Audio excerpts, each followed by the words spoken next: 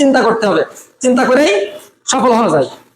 তাহলে আমি আগের দিন জিজ্ঞাসা করছিলাম যে পড়তে ভালো লাগে না কার কার, অনেকেই অনেকেই বলছিলেন যে আমার পড়তে ভালো লাগে না। আচ্ছা, আগে আমার জিজ্ঞাসা করেছিলাম যে পড়তে গেলে ঘুম আসে কার কার।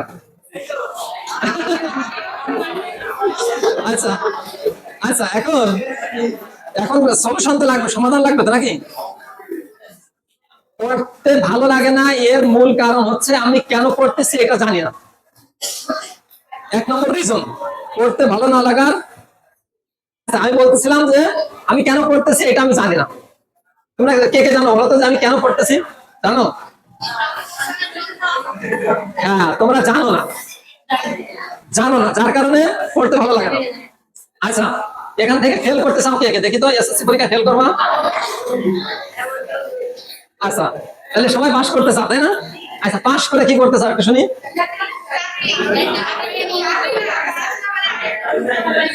আচ্ছা আচ্ছা, তাহলে তোমরা কিন্তু পাস করে কিছু একটা করতে চাও তাই না? এই কেবল কিন্তু আমি জিজ্ঞাসা করলাম যে জানো না কে কে কেন করতেছো, প্রথমে বলেছো না জানি না, কিন্তু এখন কিন্তু বললে যে পাস করে চাকরি করতে চাই, তাহলে তো জানো তো। কিন্তু ওই জানাটাকে তোমরা কি করতেছো না, ওইটা মাথায় রাখতেছো না পড়ার সময়। ঠিক আছে, পড়ার সময় ওই জিনিসটা তোমাকে মাথায় রাখতে হবে যে আমি পড়তেছি, আমি ভালো কিছু করতে চাই। সেটা কি, তোমাদের এক একজনের এক এক রকম মন্তব্য আছে তাই না? তো এখানে একটা কমন ব্যাপার আছে। কমন ব্যাপারটা হচ্ছে, আচ্ছা এই যে আমরা তোমাদেরকে টিচিং দিচ্ছি না, স্যাররা টিচিং দিচ্ছে না, এইটা এইটা যে দিচ্ছে স্যাররা কিন্তু তোমাদের একটা সমস্যার সমাধান করতেছে, একটা তোমাদের শিক্ষার সমস্যার সমাধান করতেছে। আচ্ছা, একটা একটা ডাক্তার কি করে? অসুস্থ যে তাকে সুস্থতার জন্য কাজ করে, তাহলে ডাক্তার কি করতেছে?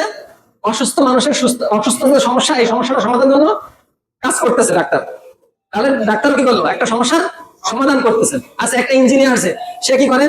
সে বিভিন্ন বিল্ডিং বা কনস্ট্রাকশনের যে সমস্যাগুলো, সেগুলো অবকাঠামো নির্মাণের যে ব্যাপারগুলো, সেইগুলো যাতে সঠিকভাবে করা যায় সেটার জন্য কাজ করে, সেটা সমস্যার জন্য সমাধান করে। আচ্ছা, তাহলে দেখো একটা জিনিস এখানে কমন, সেটা হচ্ছে মানুষের সমস্যা সমাধান। ঠিক আছে না?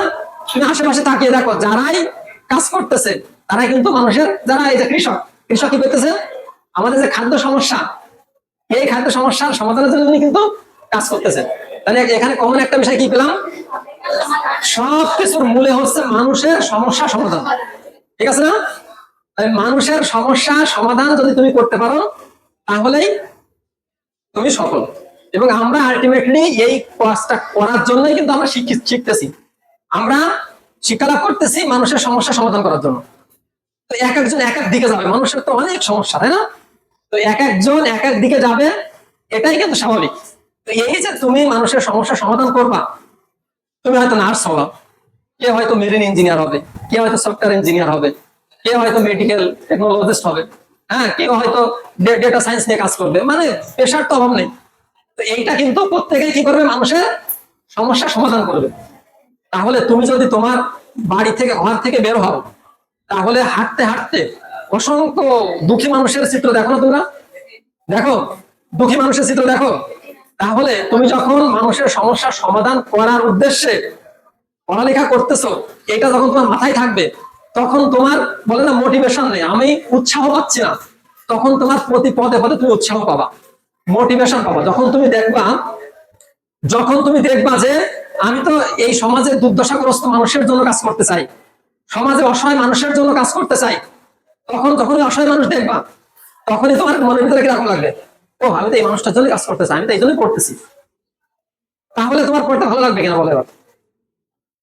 তো এখানে মূল কথা হচ্ছে তোমাকে তোমার লক্ষ্যটাকে সেট করতে হবে, স্পষ্ট ভাবে তোমার লক্ষ্যটা সম্পর্কে তোমাকে জানতে হবে যে আমি এইটা হতে চাই, এইটা হয়ে আমি সমাজের জন্য, মানুষের জন্য, দেশের জন্য, আমার জাতির জন্য কাজ করতে চাই। তাহলে কি বললাম? লক্ষ্যটাকে এক্সাক্ট সেট করতে হবে যে আমি এইটা হতে চাই, এবং এইটা তোমাকে নিজেকে বিশ্লেষণ করার মাধ্যমে বের করতে হবে।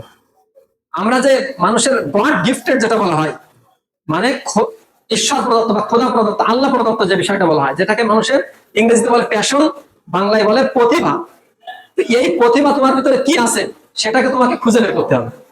খুঁজে বের করে ওইটাকেই তুমি যদি জীবনের লক্ষ্য সেট করতে পারো, তাহলে তুমি বিশ্বে ওই পেশার উপরে নাম্বার 1 হতে পারবা। এটাকে ইংরেজিতে বলা হয় নো thyself, মানে নিজেকে জানো। তো এই নিজেকে জানার জন্য যদি কিছু করা লাগে তাহলে সেটা করতে রাজি আছি না আমরা? নিজেকে জানতে হবে। নিজেকে যদি জানতে পারো তাহলেই কিন্তু তোমার সামনের পথগুলো, এই যে লেখাপড়া করতে ভালো লাগতেছে না, এই সমস্যার সমাধান হয়ে যাবে।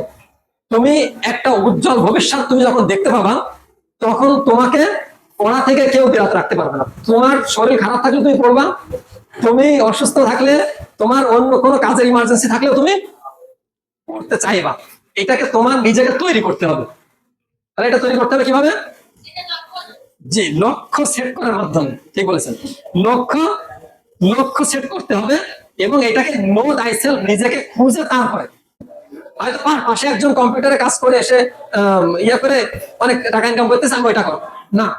তোমার ভিতরে কি আছে, তোমার আল্লাহ তাআলা তোমাকে স্পেশাল কি দিয়েছে?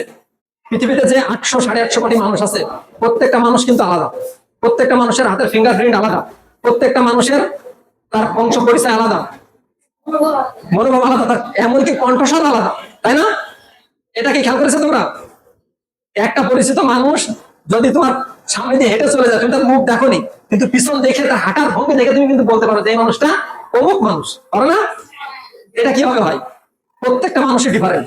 একজন মানুষের সাথে পৃথিবীর অন্য কারণ কোনো মানুষের সাথে, একজন মানুষের সাথে পৃথিবীর অন্য কোনো মানুষের সাথে তুলনা হয় না বা মিল নেই। তাহলে এই যে ব্যাপারটা, এটা কখন ভাবছো তোমরা যে কেন এটা, কেন একজন মানুষের সাথে আরেকজন মানুষের ফিঙ্গারপ্রিন্টে মিল নেই, মুখের অবয়বের মিল নেই, কণ্ঠস্বরের মিল নেই, হাঁটার চলা, তার বংশ পরিচয় কোনো কিছু মিল নেই? কেন? এর কারণ হচ্ছে প্রত্যেকটা মানুষের সফল হওয়ার জন্য তার ভিতরে আল্লাহ তাআলা স্পেশাল কিছু দিয়েছেন। ওই স্পেশাল কিছু যদি তুমি খুঁজে পেতে পারো, তাহলে তুমি সফল হতে পারবা এবং ওই সফলতার পথে যেতে তোমার কষ্ট হবে না, তুমি আনন্দের সাথে সেটা যেতে পারবা। ঠিক আছে? তাহলে কি করতে হবে? চিন্তা করতে হবে। আমি একটা কথা বলছি, চিন্তা করতে হবে। চিন্তা করেই সফল হওয়া যায়। কথাটা কেমন লাগলো না? চিন্তা করেই সফল হওয়া যায়। হ্যাঁ, এটা কিন্তু শুনতে শুনতে সাধারণ লাগতেছে, কিন্তু এই চিন্তা দ্বারাই মানুষ কিন্তু গঠিত হয়। একজন মানুষ কেমন চিন্তা করে, ওই চিন্তা দ্বারাই তার সবকিছু গঠিত হয়, ওই চিন্তা দিয়ে। বিশ্বাস করে এটা? একজন মানুষ প্রতিদিন গড়ে 60,000 চিন্তা করে। তো এই চিন্তাটা পরে মানুষ বিক্ষিপ্ত হবে, নেতিবাচক চিন্তা করে, বিভিন্ন অনেক সময় খারাপ চিন্তা করে, মানে 60,000 চিন্তা করে, 60,000 চিন্তা করে। তাহলে এই চিন্তাটা যদি ভালো চিন্তা হতো, তাহলে অবশ্যই ওই চিন্তা দ্বারা সে গঠিত হইত। আবার খারাপ চিন্তা দ্বারা কিন্তু সে গঠিত হচ্ছে। একজন মানুষ যদি কোনো অপরাধ করে, তাহলে প্রথমে কি করে? প্রথমে কিন্তু সে জিনিসটা নিয়ে চিন্তা করে। আবার যদি একটা ভালো কাজ করে, তাও কি করে? প্রথমে চিন্তা করে। তাহলে চিন্তার শক্তি জানো কত? বুঝতে পারছো না চিন্তার শক্তি কত? তাহলে আমি বলতেছি তোমাদেরকে সফল হতে কি করতে হবে?